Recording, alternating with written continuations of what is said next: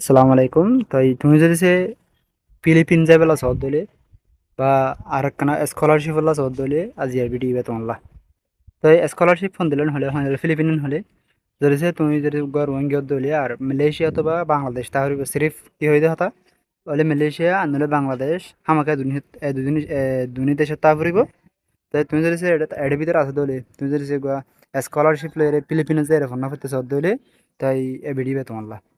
তো আমাদের বাড়িতে হতে চাইলে আমাদের যেখানে লিঙ্ক আছে অ্যাপ্লাই নেওয়া আছে দিয়া আমার দেরি করো সাপ দিয়ে অ্যাপ্লাই করো। তাই কি বললা রেজিস্টার বললা তাই কি লাইবেন হলে এক নম্বর মধ্যে ফলে হইব না মালয়েশিয়া তো বাংলাদেশের তা ফুরিব আর ইউন হেসের কার্ডটা ফুরিব। তাই এবার সেকেন্ডারি এডুকেশন দিয়ান আছে ইয়ান কমপ্লিট করছে তা করা ফুরিব আর ইয়ান সাপোর্ট করে দিলা এখন সাপোর্টেড এখন সার্টিফিকেট লাগবে। এবার যাই তোমার বেসিক ইংলিশের মধ্যে হতাবার্তা হয়ে ফেরা ফুরিব কেন হলে হইতে পারে এটা বেগুন বিদেশি মানুষ বা তাই এবার যাই নতুন অনা যদি সে ইন লাভত হয়ে যায় হতা ইন তাকে দইলে এবার তুমি যদি ফিলিপিন মার যাই ফোন করতে সদ দইলে তাই কমপ্লিট করতে সদ দিলে তোমার এডুকেশন দিয়ে তাই দাস্তা আজি আর কোর্স ইবা বা আজি আর স্কলারশিপ নিউজ ইয়ান তোমার লানো। তাই আশা করি হতা কাম বুঝে ফেলছি।